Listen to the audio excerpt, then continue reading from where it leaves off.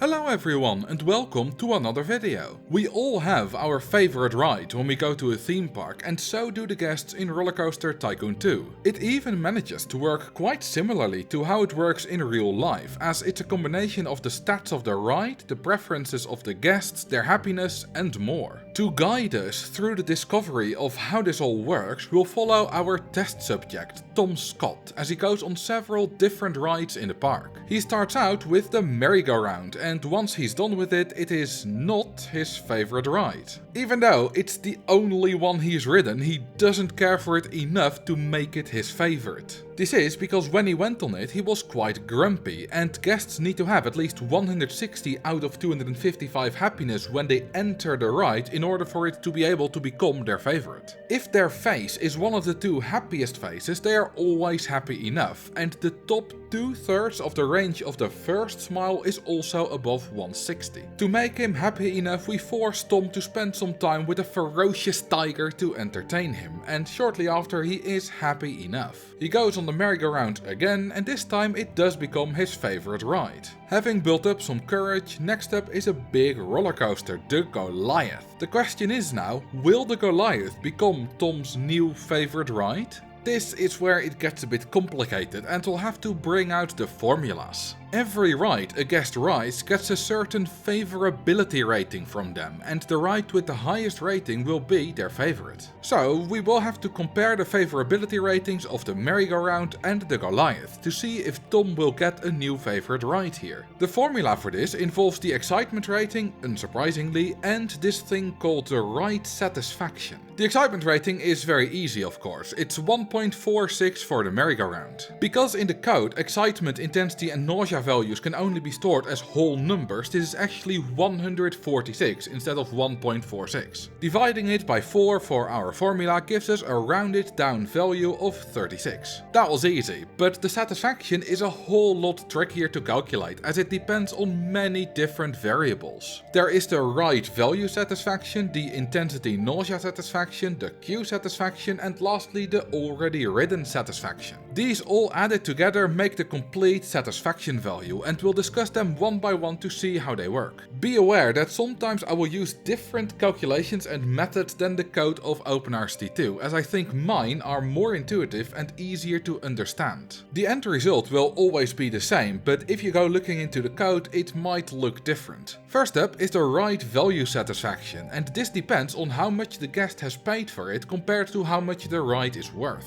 Each ride has a ride value, which depends on its excitement, intensity, nausea, ride type and age. If you want to know how exactly this is calculated, you should watch my video about the park value, but for now all we need to know that the ride value of this particular merry-go-round at this particular moment is 8. This translates to a limit of 0.8 euros or 80 cents. If the guest has paid that or less, the ride value satisfaction will be -5. If the guest paid more, then it will be -30 instead. Guests are willing to pay up to double the ride value to ride it, so if you charge the maximum of 1.6 euros for this merry-go-round, then they will ride it, but their satisfaction will be only -30. If the stats haven't yet been calculated, or you're playing a scenario with money disabled, then this is also -30. In this case, Tom paid nothing at all, as we charge for the park entry, which gets us the -5. Don't be fooled by the fact that it's a negative number, as it's the best you can do. Next up is the intensity nausea satisfaction. I had written a whole explanation of this involving lots and lots of numbers, more closely following the code, but it was really long and confusing, so I came up with an easier way, the number line. In the middle we have the green section, which is the preference of the guest. Tom Scott has an intensity preference of between 2 and 6, so these limits are 200 and 600, as remember we have to multiply them by 100. Around it we get the yellow range, which is limited by the maximum intensity plus their happiness and the minimum intensity minus twice their happiness. Tom's happiness is 175 out of 255, so these numbers are -150 and 775. For the orange range we do this again, giving us outer limits of -500 and 950. On this number line, green is worth 3 points, yellow is 2 points, orange just 1 point and red is 0 points. The merry-go-round has an intensity rating of 0.6, so 60, which falls in the yellow range, a little bit below Tom's minimum preference. preference, so we get 2 intensity points. Now we do the same with nausea. There are 4 possible nausea tolerances, which translate to these 4 different ranges. The minimum preference here only matters for the satisfaction, but the maximum is also involved when deciding if a ride is too nauseating. Tom has an average tolerance, so his range is 2 to 8. This gives us these numbers on the number line. The 0.75 nausea of the merry-go-round is again in the lower yellow portion, giving us 2 nausea points. We now have 2 intensity and 2 nausea points, but how do they translate to a satisfaction value? We can look that up in this table. Our highest is 2 and our lowest is also 2, so our final value for the intensity nausea satisfaction is 35. Had the intensity and nausea ratings fallen within Tom's preferences, we would have gotten the maximum of 70 here. If you somehow manage to get a guest to ride a ride with stats extremely far out of their preference, it goes all the way down to minus 60. We have now calculated 2 of the 4 different sub-satisfactions, which together make up the satisfaction Tom gets from riding the merry-go-round. I bet that you, just like me, never expected the favorite ride picking to be this complicated, but here we are. Luckily the last 2 are really easy. The queue satisfaction depends on how long the guest had to wait to get on the ride, and there are 4 possible values. It is 10 if the guest waited 18.75 seconds or less, 0 if they waited between 18.75 and 56.25 seconds, minus 10 if they waited between 56.25 and 112.5 seconds, and minus 35 if they waited more than 112.5 seconds. Tom had to wait about 30 seconds here, which is quite short, and for this he gets a queue satisfaction of 0.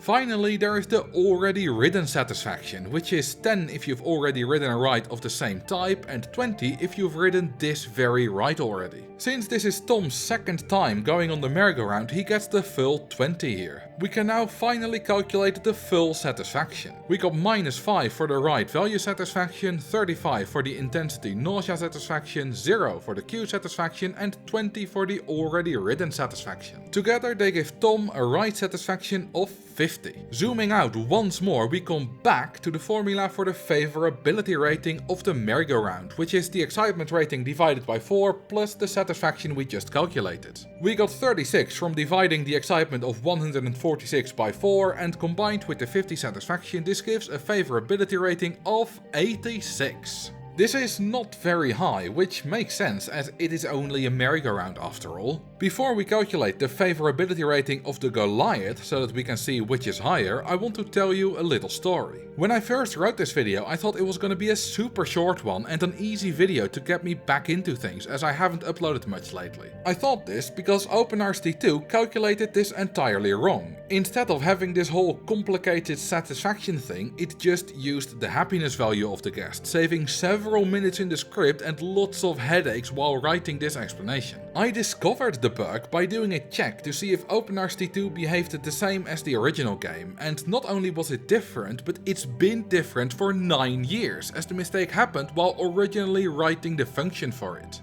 Because of the way it worked, in RCT2 the favorite ride of a very happy guest would always simply be the last one they wrote, as their happiness completely dominated the formula. But thanks to Duncan's pumpkin, who was able to look at this assembly code and somehow see the mistakes, it is fixed now. So, the merry-go-round had a favorability of 86, but what does the Goliath have? The ride value of the Goliath is 85 as opposed to the merry-go-round's measly 8. That means you can charge up to 8.5 euros to get the maximum of minus 5 ride value satisfaction. But here that doesn't matter, as all rides are free anyway, so you always get the minus 5. To determine the intensity nausea satisfaction, we come back to our number line. The 5.43 intensity rating of the Goliath does fall within Tom's preference of between 2 and 6, giving us 3 intensity points. The same goes for the 2.87 nausea, also giving us 3 nausea points. Looking at the lookup table, we can see this gives us the maximum satisfaction of 70.